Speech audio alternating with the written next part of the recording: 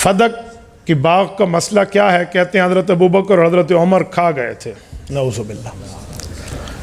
मेरे दोस्तों, फदक एक बाग का नाम है। शेखुल अरब वल अजम मौलाना अब्दुल सत्तार तौसवी रहमतुल्लाह अलैह मेरे शेख अव्वल हैं। उनकी तहकीक के मुताबिक उसमें 13 खजूर के दरख्त हैं, जिनमें एक एक को वो हाथ लगा कर गिन के आए हैं। रिसालत महब अलैहिस्सलाम को ये बाग बग़ैर जंग के मिला है। खैबर से मदीना तैयबा के रास्ते में है बाग फदक। हुज़ूर पाक दुनिया से तशरीफ़ ले गए तो हुज़ूर पाक की 7 औलादें थीं, जिनमें 6 औलादें हुज़ूर की ज़िंदगी में फ़ौत हो गई। 4 बेटियाँ, 3 बेटे। कासिम, दूसरे बेटे का नाम अब्दुल्ला है, जिसको तैयब व ताहिर, मुतैयब व मुताहर भी कहते हैं। 5 नाम है इस बच्चे के। और तीसरे बेटे का नाम है इब्राहीम। ये भी बता दूं कि दूसरे बेटे के 5 नाम क्यों हैं, क्योंकि कासिम ऐलान नबुव्वत से पहले पैदा हुए हैं और अब्दुल्ला ऐलान नबुव्वत के बाद पैदा हुए हैं। इसीलिए अब्दुल्ला का ताहिर व तैयब व अतहर व मुताहर नाम है कि पाकीज़ा ज़माना था कि नबुव्वत का ऐलान हो चुका, इसलिए इनके नाम में इतनी बात है सिफ़ात में। तीसरे बेटे हज़रत इब्राहीम। ये तीनों बेटे हुज़ूर पाक अलैहिस्सलाम की ज़िंदगी मुबारक में फ़ौत हुए हैं, ठीक है। और हुज़ूर पाक की 4 बेटियां, हज़रत ज़ैनब, हज़रत रुक़य्या, उम्मे कुलसूम, फ़ातिमा रज़ियल्लाहु अन्हा। 3 बेटियां हुज़ूर की ज़िंदगी में फ़ौत हो गई। चौथी और चहीती और प्यारी बेटी अम्मा फ़ातिमा तो ज़हरा बाकी थी जब हुज़ूर दुनिया से गए। तो हुज़ूर की औलादों में कितनी औलादें बच गईं? 1। हुज़ूर पाक के फ़ात के बाद अम्मा फ़ातिमा ने हज़रत अलीउल मुर्तज़ा को ख़त लिख के भेजा। ये जो कहते हैं ना सैयदा दरबार में आई, झूठ बोलते हैं। कोई माँ का बच्चा मुझे साबित करके दिखा दे कि जो अम्मा फ़ातिमा दरबार में आई हैं। अरसलत इलैहि, उन्हें ख़त लिखा और ख़त में ये सवाल किया कि मेरे वालिद की जो मीरास है वो मुझे दे दी जाए। हज़रत अबू बकर सिद्दीक़ रज़ी अल्लाह तआला ने जवाब दिया। उस जवाब को पूरा पढ़ो, अधूरी बात करते हो।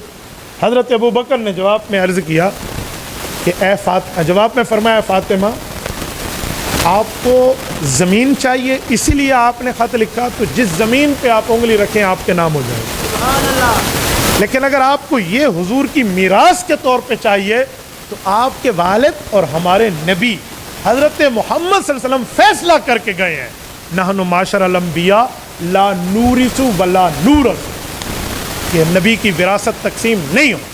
ये हुजूर ने फैसला किया कि न मैं अपने माँ बाप से विरासत लिए है, न मेरी औलाद में आगे विरासत जाएगी। ये आपके वालिद और हमारे नबी का फैसला है।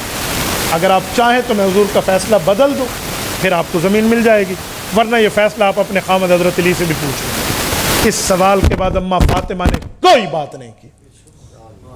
ज़ालिमा अम्मा फ़ातिमा तो इस बात को मान गई थी।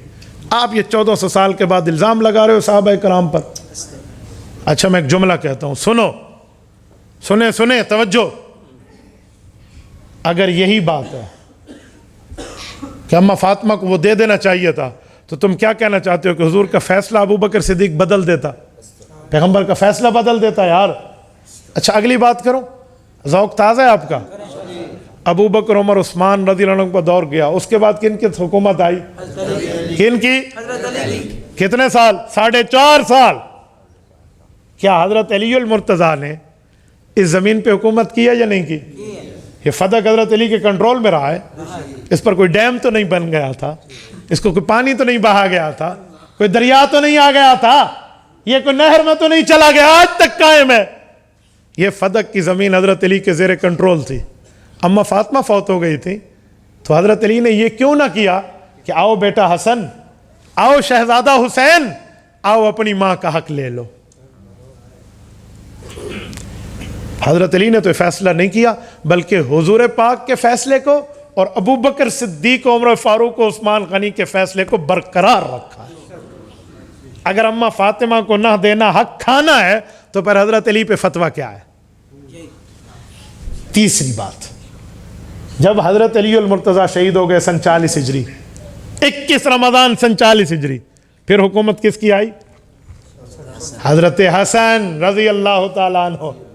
इमाम हसन आए या नहीं आए? सरबराह मुमलिकत बने या ना बने? हाँ, हज़रत इमाम हसन ने ये ज़मीन खुद अपने नाम क्यों नहीं कराई? मेरी माँ का हिस्सा है, मुझे बता दें। और उसके बाद 6 माह के बाद हज़रत हसन ने हज़रत मुआविया से सुलह की और हुकूमत जाके हज़रत मुआविया को दी। इसलिए कहते हैं हज़रत हसन तेरे चेहरे पे नूरी जमाल है, तूने किया मेरे मुआविया से सुलह, ये तेरी कमाल है। हम अहले सुन्नत वल जमात करते हैं तेरी ताईद, तू नबी का नवासा अली का लाल है। जिस दिन से तूने सुलह की फिर जंग नहीं हुई, तेरी सुलह बहाल है, तू अली का लाल है। इमाम हसन ने जब सुलह की और उनमें जितनी शर्तें लिखी हज़रत मुआविया ने मानी, उसमें एक शर्त भी ये नहीं थी कि मेरी माँ वाला हिस्सा हमें दिया जाए। तो इसका माना है जो अकीदा अबू बकर का है, जो फैसला उमर का है, जो फैसला उस्मान और उस्मान का है, वही फैसला हज़रत अली का है, इमाम हसन का, इमाम हुसैन का। ये जब बात मैंने की ना, तो एक जालिम ने मुझे कहा कि जो अहले बैत कहा कि एक मरतबा छीन लिया जाए ना फिर अहले बैत वापस नहीं लेते।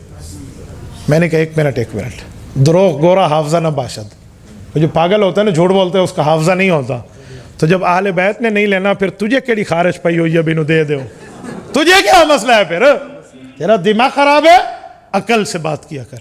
यह फैसला उस शख्स का है जिसे मोहम्मदुर रसूलुल्लाह सल्लल्लाहु अलैहि वसल्लम कहते हैं और इस धरती का सबसे अक्लमंद इंसान। इस फैसले पे आप बात करते हो, तो इसलिए ये कोई खाया वाली बात नहीं है।